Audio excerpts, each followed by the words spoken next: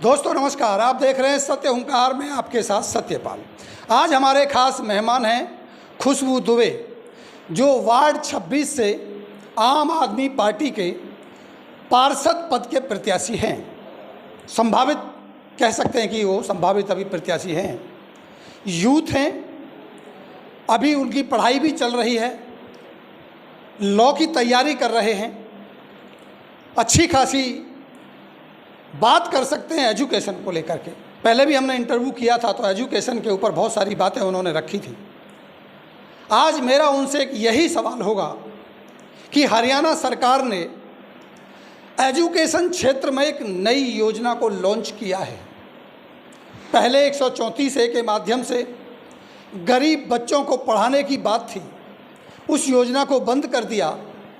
गरीब बच्चों के लिए जिनकी इनकम 1,80,000 से वार्षिक कम है, उनके लिए चिराग नाम की एक योजना को लागू किया।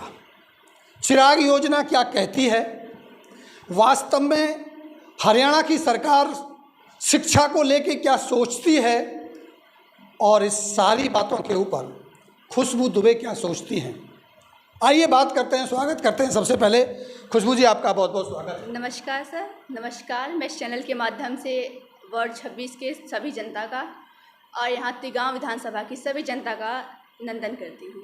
आप अब आम आदमी पार्टी की सक्रिय राजनीति में हैं, स्टूडेंट भी हैं, आप लॉ की तैयारी भी कर रहे हैं।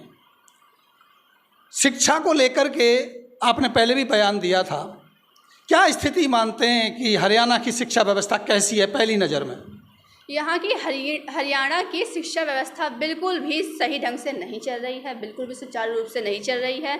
मैंने पहले भी कई चैनलों के माध्यम से और आपके चैनल के माध्यम से भी लोगों को ये दिखाने की कोशिश की है कि हरियाणा में क्या क्या अव्यवस्थाएं फैलाई जा रही हैं।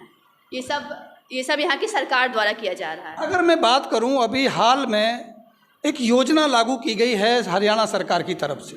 पहले 134A के माध्यम से गरीब बच्चों को पढ़ाया जाता था, वो तो उन्होंने बंद कर दिया। अभी चिराग नाम की एक योजना लाई गई है। क्या आप चिराग नाम की इस योजना से अवेयर हैं, जानकारी आप रखते हैं, और कैसा मानते हैं चिराग योजना को? जी, मैं चिराग योजना के बारे में सभी जानकारियाँ इकट्ठी कर रही हूँ, और मैं जहाँ तक मेरा मानना है, जहाँ तक मैं समझ पाई हूँ अभी तक, मेरे को ये चिराग योजना बिल्कुल भी उचित नहीं लग रही है। क्यों उचित नहीं लगती यार? जी, मुझको ये बिल्कुल उचित इसलिए नहीं लगती क्योंकि यहाँ पे सरकारी स्कूलों को बढ़ावा नहीं दिया जा रहा है। यहाँ पे बढ़ावा दिया जा रहा है लेकिन प्राइवेट स्कूलों को दिया जा रहा है। यहाँ पे बात हो रही है प्राइवेट स्कूलों के बच्चों को, जहाँ पे उनकी फ़ीस भरेंगे, सरकार उनकी फ़ीस भरेगी। इससे सरकारी स्कूल के बच्चों के मनोबल गिरेंगे और ज़्यादा बच्चे प्राइवेट स्कूलों की तरफ भागने की कोशिश करेंगे। आपको क्यों लगता है कि सरकार ऐसी योजना लेके आए कि वो सरकारी में बच्चे ना जाएं, प्राइवेट में ज़्यादा बच्चे जाएं? तो सरकार ऐसी योजना क्यों ला रही है? इसके पीछे क्या मानसिकता आप समझते हैं सरकार? इसके पीछे मानसिकता ये है, मेरा मानना ये है कि सरकार प्राइवेट स्कूलों से मिली हुई है और ज़्यादा बच्चे उस साइड जाएँ, इसलिए सब चाल चली जा रही हैं। ये मुझे योजना बिल्कुल पसंद नहीं आई क्योंकि उनकी फ़ीस, प्राइवेट स्कूल के बच्चों की फ़ीस भर देगी सरकार, लेकिन प्राइवेट स्कूल और भी कई माध्यमों से बच्चों को, पेरेंट्स को लूट रही है। बैग हो गया, किताबें हो गई, कॉपियाँ हो गई, अब तो बोतलें भी स्कूल की चलती हैं कि हमारे स्कूल की बोतलें लो।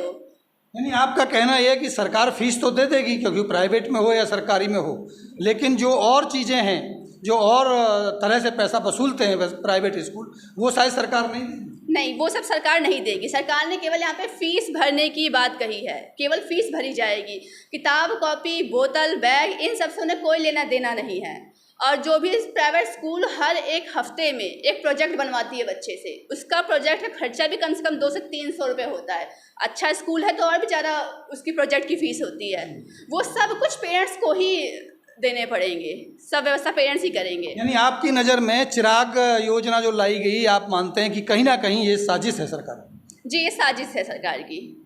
चलिए, स्कूलों के बच्चों को बढ़ावा देने की और सरकारी स्कूल के बच्चों को मनोबल गिराने की, और सरकारी स्कूल के बच्चों को ज़्यादा से ज़्यादा प्राइवेट स्कूलों की ओर भेजने की। एक और विषय पे बात कर लेते हैं। अभी जो खबरें आई हैं, आपने सुना होगा 2 दिन पहले कि एक डीसीपी के ऊपर गाड़ी चढ़ा दी खनन माफियाओं ने, उसकी डेथ हो गई, उनकी मृत्यु हो गई। एक बड़ा मामला ये संज्ञान में आया। क्या कहेंगे इसके ऊपर, सुरक्षा व्यवस्था को लेकर के? हमारे प्रदेश में और विशेषकर फरीदाबाद या मेवात ज़िले की बात करें जहाँ ये घटना घटी है, उसको लेकर के आपका क्या कहना है सुरक्षा व्यवस्था? जी, डीसीपी वहाँ पे अवैध खनन हो रहा था, उस अवैध खनन को रोकने के लिए वहाँ पे डीसीपी गए थे और वहाँ पे उन्होंने गाड़ी रोकने की बजाय, खनन को रोकने की बजाय सीधा डीसीपी के ऊपर अपनी ट्रक चढ़ा दी, जिसके कारण उनकी मौत हो गई है। ये अव्यवस्थाएं हमारे हरियाणा में हो रही हैं। ये अव्यवस्थाएं हमारी सरकार, वो तो सरकार को हैंडल करने वाले इतने ऊंचे अधिकारी थे, उनके साथ ऐसा हो गया, तो आम जनता का क्या होगा? आपको क्या लगता है कि यहाँ की जो सुरक्षा व्यवस्था है उसकी स्थिति क्या है? यहाँ की सुरक्षा व्यवस्था की स्थिति बिल्कुल भी अच्छी नहीं है। जब डीसीपी होके उनके हाथ में कुछ नहीं था, उनको मार दिया गया, तो यहाँ की आम जनता का हालत क्या हो रही होगी ये आप खुद सोच सकते हैं। जिस क्षेत्र में आप रहते हैं, मेरे हिसाब से लगभग 4 से 5 लाख या ज़्यादा भी नहीं होगा तो 3 लाख परिवार कम से कम यहाँ लोग यहाँ रहते होंगे इस पूरे क्षेत्र में। एक थाना है, एक पुलिस चौकी है। इसको लेके आप क्या कहेंगे कि पॉपुलेशन के हिसाब से सुरक्षा जो कर्मी है उनकी भी कमी कहीं ना कहीं आपने? सर, एक थाना है और एक मतलब पुलिस स्टेशन है, वो भी पल्ला में है, इतनी दूर है। हमारे यहाँ क्षेत्र में आसपास में ना कोई थाना है, ना कोई पुलिसकर्मी यहाँ पे झांकने आते हैं कभी भी, ना ही यहाँ पे कोई हॉस्पिटल है। जहाँ पे यहाँ पे हॉस्पिटल भी होना चाहिए था, मेरा मानना है कि हर मतलब कि कुछ दूरी पे होना चाहिए, 2-2 किलोमीटर की दूरी पे होना चाहिए, लेकिन नहीं, यहाँ से लोगों को जाना पड़ता है सीधा दिल्ली। नहीं, हॉस्पिटल तो अभी एक खुला था। आप हमारे जो पुराने पार्षद रहे हैं उन्होंने एक हॉस्पिटल अभी खुलवाया है आपके पड़ोस में ही, तो आप उसको हॉस्पिटल नहीं मानते क्या? जी, हॉस्पिटल है, मैं यहाँ पे गवर्नमेंट हॉस्पिटल की बात कर रही हूँ। मैं चाहती हूँ यहाँ पे सरकारी सुविधाएं देना, क्योंकि प्राइवेट सुविधाओं के लिए यहाँ पे बहुत सारे अस्पताल खुले हुए हैं, तो पार्षद जी को खोलने की जरूरत ही क्या थी? पहले से बहुत सारे खुले हुए हैं, क्या जरूरत थी उस नए हॉस्पिटल की? कुछ और काम में पैसा लग सकता था। मैं यहाँ पे गवर्नमेंट सुविधाओं की बात कर रही हूँ। कितने हॉस्पिटल या क्या व्यवस्थाएं होंगी? अगर 4 से 5 लाख पॉपुलेशन की बात करें तो सुरक्षा स्वास्थ्य के नाम पर क्या होगा? 1-2 हॉस्पिटल तो होगा। जी हाँ, मेरे वार्ड में तो कोई भी हॉस्पिटल नहीं है, लेकिन मेरे वार्ड से बाहर जाते हो तो यहाँ अगवानपुर गांव में, मतलब मेरे वार्ड से बाहर जाओगे तो वहाँ पे हैं हॉस्पिटल जो हमारे सरकारी है या प्राइवेट? नहीं, सरकारी यहाँ पे है ही नहीं, दूर दूर तक नहीं है, 5, 6, 7, 8 किलोमीटर दूर तक नहीं है। यहाँ कोई सरकारी हॉस्पिटल नहीं है। नहीं है। शिक्षा की व्यवस्था खराब है। शिक्षा की व्यवस्था बेहद ज़्यादा खराब है। सुरक्षा की व्यवस्था कैसी है? सुरक्षा की व्यवस्था भी बिल्कुल अच्छी नहीं है। हरियाणा की बात करें तो अभी न्यूज़ में 2-3 दिन पहले ही दिखाए जा रहे हैं क्या क्या कांड हो रहे हैं छोटी बच्चों के साथ, तो मैं उसे दिखाना चाहूँगी, इस तरफ ध्यान देना चाहूँगी आप लोग का कि कितना ज़्यादा मतलब अव्यवस्थाएं यहाँ पे फैली हुई हैं हर जगह। खुशबू दुबे बिल्कुल तैयार हैं चुनावों में जाने के लिए। अगर चुनाव हो जाएं आज की स्थिति में तो क्या आपकी तैयारी पूरी है? जी, मेरी तैयारी पूरी है। मुझे बस जनता का प्यार चाहिए, जनता अपना प्यार बनाए रहे तो मैं तो तैयार हूँ।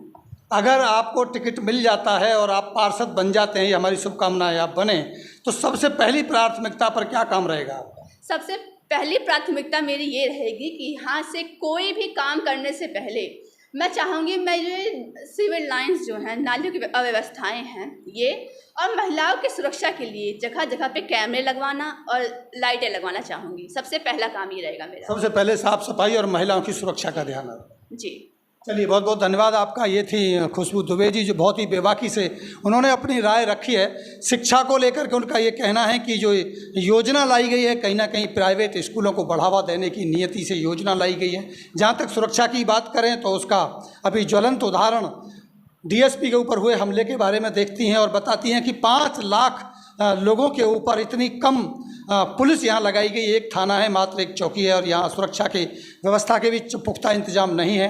और जहाँ तक साफ़ सफाई की बात है वो आपके ऊपर, आपके सामने ही है। जैसे ही अगर इनको मौका मिलता है पार्षद बनने, निश्चित रूप से उनकी पहली प्राथमिकता यहाँ की साफ़ सफाई और महिलाओं की सुरक्षा होगी। ऐसे ही विचारों के साथ एक बार हम फिर मिलेंगे दोबारा। अभी आपको देते हैं धन्यवाद, आपने समय निकाला। बहुत बहुत धन्यवाद।